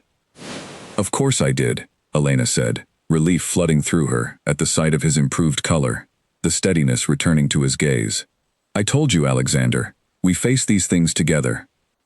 "I remember very little of the fever itself," Alexander admitted, "but I remember your voice, and your hand in mine, and it gave me something to hold on to through the worst of it. Thank you, Elena, for staying." "I would not have considered leaving," Elena said simply, and meant it with a certainty that surprised her still, given how recently this marriage had begun. As Alexander slowly recovered his strength over the following days, and the fever that had swept through the household gradually subsided among the remaining staff, Elena found herself reflecting on the fear she had felt watching him suffer, and the clarity it had brought to her own feelings. Whatever careful affection had grown between them in the weeks since their wedding, she recognized now, watching him regain his strength, that it had deepened into something far more profound. A love she had not expected to find within the confines of a contract, but one she now cherished more than she had cherished anything in her life before. Alexander, too, seemed transformed by the experience, his guarded composure softening further in the days following his recovery, small moments of genuine tenderness passing between them that neither had permitted themselves before the illness had stripped away whatever remaining walls still separated them. "I have been thinking," Alexander said one evening, as they sat together in the garden, enjoying the first warm sunshine since the fever had passed, "about what I said to you during the worst of my illness, about not being able to imagine my future without you in it." "I remember," Elena said softly. "I meant every word," Alexander continued, "though I confess, I might not have spoken so plainly, had the fever not loosened my usual restraint. I love you, Elena. Not because our contract requires an heir, and not because of the danger Percival still poses to our inheritance, but because you have become the truest partner I could have imagined, and I cannot picture my life at Ashworth Manor without you beside me." Elena felt her heart swell with an emotion so profound it brought tears to her eyes. "I love you as well, Alexander," she said, her voice trembling with the weight of the admission. "I did not expect to find this, when I signed that contract weeks ago, desperate to save my father from ruin. But I have found it, regardless, and I intend to cherish it, for however many years we are fortunate enough to share together." Alexander drew her into his arms, and for a long moment, they simply held each other beneath the warm afternoon sun, the fear and uncertainty of the past weeks finally giving way to something steadier and more permanent, a genuine, deeply rooted love that neither Percival's schemes nor any illness could easily unravel. Word arrived the following morning that the trustees had moved their final decision forward by several days, given new information that had come to light regarding Percival's conduct throughout the proceedings. Elena and Alexander exchanged a hopeful glance as they read the summons, both sensing, though neither dared voice it aloud, that whatever new evidence had emerged might finally tip the scales decisively in their favor, bringing an end to the uncertainty that had shadowed their marriage since its very first night. The trustees' hall felt different this time, as Elena and Alexander climbed its wide stone steps, the autumn sunlight bright and clear rather than shrouded in the gray rain of their previous visit. Word had reached them the evening before that Cordelia herself had come forward to the trustees, providing a written account of Percival's attempt to bribe her into supporting his claims against the marriage, an account that had apparently shifted the trustees' consideration of the matter considerably. Inside the chamber, Percival sat rigid in his chair, his earlier confidence entirely absent, replaced by a tense wariness that told Elena everything she needed to know about how thoroughly his schemes had begun to unravel. Lord Hastings called the proceedings to order, with none of the careful neutrality he had shown during their first meeting, his expression now openly disapproving as he addressed Percival directly. "Mr. Ashworth," he began, "this chamber has received a sworn statement from Lady Cordelia Vane, detailing your attempt to bribe her into providing false testimony regarding a prior claim upon Duke Alexander Ashworth's affections, testimony intended specifically to strengthen your challenge against his marriage. This chamber takes a dim view of such tactics, and I would ask you to respond to these allegations directly." Percival's composure finally cracked entirely, his face flushing with a mixture of anger and humiliation.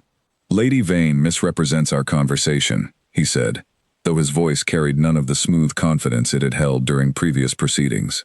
"I merely suggested she consider coming forward with the truth of our shared history, nothing more." "The truth, or a fabrication you were willing to pay handsomely to secure?" Lord Hastings asked sharply. "We have also received word, Mr. Ashworth, that you engaged a maid within Duke Ashworth's own household to report private conversations, using threats against her family's livelihood to secure her cooperation. This chamber does not look favorably upon a claimant who resorts to bribery and coercion to strengthen a legal challenge that should, by rights, stand upon its own merits." Elena watched as Percival's face grew increasingly pale, the full weight of his exposed schemes finally settling upon him in a chamber that had clearly lost all patience for his tactics. "These are matters unrelated to the legitimate question of duress within the marriage itself," he protested weakly. "On the contrary," Lord Hastings said, "they speak directly to your credibility as a claimant, and to the lengths you have been willing to go in pursuit of an inheritance that, by all evidence presented to this chamber, rightfully belongs to your cousin." Combined with the late Duke's own letter expressing doubts about the fairness of his imposed condition, and the Duchess's clear and compelling testimony regarding the genuine nature of her marriage, this chamber finds no merit whatsoever in your challenge. The trustees conferred briefly among themselves before Lord Hastings turned to address the full chamber. "It is the unanimous decision of this board," he announced, "that the marriage between Duke Alexander Ashworth and Elena Ashworth stands as fully legitimate, entered freely by both parties, and that the condition requiring an heir within 1 year, given the late Duke's own documented reservations, shall be extended by an additional 12 months to allow for natural circumstances to unfold, without the artificial pressure previously imposed. Mr. Percival Ashworth's challenge is dismissed in its entirety, and this chamber further recommends that any future dealings between Mr. Ashworth and this estate be conducted with considerably greater scrutiny, given the tactics revealed during these proceedings." A wave of relief washed over Elena so profound she felt her knees weaken slightly, and she reached for Alexander's hand, finding it already extended toward hers, his own relief evident in the sudden brightness of his expression. Percival rose from his chair without a word, his face a mask of barely controlled fury, and stormed from the chamber without acknowledging either of them, his footsteps echoing sharply against the stone floor, in a final, bitter retreat. "It is over," Alexander said quietly, once the chamber had cleared and they stood alone near the tall windows, sunlight streaming across the polished floor. "Percival's claim is dismissed, the deadline extended, and our marriage recognized fully and completely by the trustees themselves." "It is over," Elena agreed, though the joy in her voice was tempered by a lingering exhaustion from the weeks of tension that had preceded this moment. "Whatever comes next, Alexander, I believe we have earned the right to face it with considerably less fear than we have carried these past months." They returned to Ashworth Manor that evening, to a household transformed by celebration, the staff having received word of the trustees' decision hours before their arrival, and Mrs. Faraday had prepared a feast far grander than the simple suppers that had marked their difficult early weeks together. Mrs. Prescott, usually so carefully composed, allowed herself a genuine smile as she greeted them at the door, and even Mr. Bell, ever the picture of quiet professionalism, offered his heartfelt congratulations with a warmth Elena had not seen from him before. "The whole village has heard the news," Nora told Elena excitedly, as she helped her dress for the evening celebration, the young maid's earlier fear and shame from her forced betrayal, now replaced entirely by genuine loyalty and affection for the Duchess who had shown her such unexpected mercy. "They say Ashworth Manor has never known a duchess as brave as you, my lady, standing before the trustees the way you did." "I could not have done it without your husband's support, Nora," Elena said gently, "nor without the truth you shared about Percival's schemes. We all played our part in this victory." That evening, as the household celebrated in the great hall below, Elena and Alexander slipped away to the quiet garden where they had first walked together weeks before, the same stone bridge where Alexander had first spoken of his grandmother, his sister, and the burdens he had carried alone for far too long. The autumn air had grown cool with the approaching evening, but neither of them minded, content simply to stand together beneath the darkening sky, watching the first stars emerge above the tree line. "I have been thinking," Alexander said quietly, "about Charlotte. Now that Percival's threat has passed, and the deadline no longer looms so urgently over us, perhaps it is time I searched for her in earnest. I would like my sister to know that I have finally learned the lesson our grandfather's cruelty was meant to teach me, however painfully it arrived." "I think that is a wonderful idea," Elena said, leaning into his shoulder. Perhaps Lady Margaret might know where to begin looking, given how close she remained to Charlotte before her departure. "Perhaps," Alexander agreed. "I intend to write to her this week and begin the search properly. Whatever else this marriage has taught me, Elena, it has shown me the value of fighting for the people I love, rather than simply accepting whatever circumstances fate or family expectations seem to demand." Elena smiled, reaching up to press a gentle kiss to his cheek. "Then let us begin that search together," she said, "as we have faced everything else since that first frightening night in the chapel." As they stood together on the bridge, the stars growing brighter overhead and the sounds of celebration drifting faintly from the manor behind them, Elena felt, for the first time since her carriage had first arrived at Ashworth Manor's gates, a complete and settled peace, the fear and uncertainty of those early days finally giving way to a genuine hope for the future they had built together. A future no longer shadowed by Percival's schemes or the artificial urgency of a cruel inheritance condition, but simply by the love that had grown, steadily and surely, between two people who had begun as strangers bound by nothing more than a desperate contract, and had found, against every expectation, something far more precious in its place. Winter settled over Ashworth Manor with a gentle softness that year, snow blanketing the gardens where Elena and Alexander had first learned to trust one another, and the household moved through the season with a warmth that had been entirely absent during the tense early days following the wedding. Percival had not been heard from since the trustees' final decision, though word reached them occasionally through distant acquaintances that he had retreated to a smaller property inherited from his mother's side of the family, his ambitions for the Ashworth title apparently abandoned entirely, in the face of such thorough public humiliation. Alexander's search for his sister had progressed slowly but steadily throughout the autumn months, Lady Margaret providing what fragments of information she possessed, and eventually, through careful inquiry and considerable patience, a letter arrived at Ashworth Manor, bearing a return address in a small coastal town Elena had never heard of before. Alexander's hands trembled as he broke the seal, and Elena watched his expression shift from cautious hope to overwhelming relief as he read the contents. "It is from Charlotte," he said, his voice thick with emotion. "She married the schoolteacher's son after all, Elena.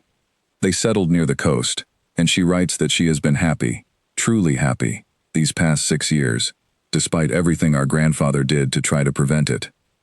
"Does she forgive you?" Elena asked gently. "She says there was nothing to forgive," Alexander said, tears gathering in his eyes as he continued reading. "She says she understood, even at the time, that I was young and frightened of disappointing our grandfather, and that she never truly blamed me for my silence, however much it hurt her in the moment. She writes that she would be glad to reconnect, now that our grandfather's influence no longer casts its shadow over either of our lives." Elena felt tears of her own gathering as she watched the profound relief washing over her husband's face. 6 years of guilt finally beginning to lift with his sister's gentle, generous forgiveness. "We must invite her to visit," Elena said, "as soon as the weather permits safe travel." "Yes," Alexander agreed, folding the letter carefully and pressing it to his chest as though he could not bear to set it down. "I would like that more than I can properly express." It was during this same winter, as the household settled into the quiet rhythms of the season, and Alexander's relationship with his long-estranged sister began to slowly mend through an increasingly warm exchange of letters, that Elena began to notice changes within her own body that she had not expected so soon after the trustees had granted them their extended timeline. She said nothing to Alexander at first, wanting to be certain before she raised his hopes, but when Dr. Bennet confirmed her suspicions on a cold morning in late winter, Elena found herself unable to contain her joy any longer. She found Alexander in his study, reviewing correspondence from Lady Margaret, regarding potential dates for Charlotte's spring visit, and she crossed the room to stand before his desk, her hands clasped together to still their trembling. "Alexander," she said softly, "I have news." He looked up immediately, sensing something in her tone that made him set aside his papers entirely. "What is it, Elena? You look as though you are not certain whether to smile or cry." "Perhaps both," Elena admitted, a genuine smile breaking across her face, despite the tears gathering in her eyes. "Dr. Bennett confirmed it this morning, Alexander. I am carrying our child." For a moment, Alexander simply stared at her, as though the words had not fully registered, and then his face broke into an expression of pure, unguarded joy that Elena had never seen from him before, not even in their happiest moments together. He rose from his desk and crossed the room in 3 swift strides, gathering her gently into his arms, careful and reverent in a way that made Elena's heart swell with love for this man who had once demanded an heir with cold urgency, and now received the news with nothing but profound tenderness and gratitude. "An heir," he murmured, his voice thick with emotion, "not because the trustees demanded it, or because Percival's schemes forced our hand, but because we chose this, together, out of love, rather than obligation." "Exactly as we promised each other we would," Elena said softly, resting her head against his chest. "This child will grow up knowing love from the very beginning, Alexander, rather than the cold duty that shadowed both of our childhoods." "I intend to be the kind of father my grandfather never was," Alexander said firmly, his hand resting gently against Elena's still flat abdomen, as though he could already sense the small life growing there. "Present and warm, and willing to fight for this child's happiness, rather than imposing conditions and expectations that only bring pain." "I know you will be," Elena said, tears of joy slipping freely down her cheeks now. "I have watched you grow, these past months, from a man burdened by guilt and duty, into someone capable of profound tenderness. Our child could not ask for a better father." News of Elena's pregnancy spread quickly through the household, and the celebration that followed rivaled even the joy that had greeted the trustees' final decision months before. Mrs. Prescott wept openly with happiness. Mrs. Faraday immediately began planning an elaborate array of nourishing meals designed to support Elena through the coming months, and even Mr. Bell allowed himself a rare, genuine smile as he offered his heartfelt congratulations to both the Duke and Duchess. Spring arrived early that year, the snow melting from the gardens weeks ahead of schedule, as though the estate itself seemed eager to welcome the new joy that had settled over its halls. Charlotte's visit, long anticipated through months of careful correspondence, finally arrived on a warm afternoon in early April, and Elena watched with quiet happiness as brother and sister embraced, for the first time in 6 long years, both of them weeping with a relief and joy that transcended words entirely. "You look happy, Alexander," Charlotte said, once the initial emotion of their reunion had settled into something calmer. The 3 of them sitting together in the garden, where Elena had first learned so much about her husband's guarded, complicated heart. "I confess, I did not expect to find you so transformed, when I finally worked up the courage to write back." "Elena transformed me," Alexander said simply, reaching for his wife's hand. "I do not believe I would have found the courage to search for you at all, Charlotte, without her gentle insistence that I fight for the people I love, rather than simply accepting whatever burdens duty seemed to demand." "Then I owe you a great debt, Elena," Charlotte said warmly, turning to study her new sister-in-law with genuine affection. "Thank you for bringing my brother back to himself, and for bringing him back to me as well." "It was worth every difficulty we faced," Elena said, resting her hand gently over the small swell of her growing abdomen, "to arrive at a moment as peaceful and joyful as this one." The child arrived in early autumn, a healthy son, with his father's dark hair and his mother's steady, curious eyes, born not into the cold urgency of a desperate contract, but into a home filled with genuine love, hard-won trust, and the quiet strength of 2 people who had faced every obstacle placed before them and emerged, together, stronger for having weathered each storm side by side. Alexander held his son for the first time, with tears of joy streaming freely down his face, all the guilt and duty and fear of his younger years finally giving way to the simple, profound happiness of a father, welcoming his child into a family built on love rather than obligation.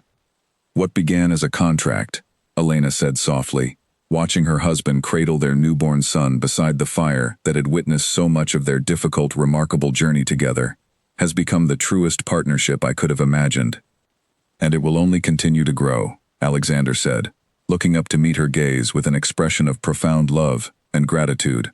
With every year, we are fortunate enough to share together, as husband and wife, and now as parents, to this child who will never know the cold duty that once shadowed both our childhoods, but only the warmth of a family, built on genuine, enduring love. Outside the windows of Ashworth Manor, the autumn leaves drifted gently down across gardens that had witnessed fear give way to trust, and duty give way to devotion, marking the quiet, hard-won conclusion of a story that had begun with a desperate contract signed in fear, and had grown, through patience, honesty, and courage, into a love story neither Elena nor Alexander could have imagined when her carriage first arrived at the manor's gates on that cold, uncertain autumn night so many months before.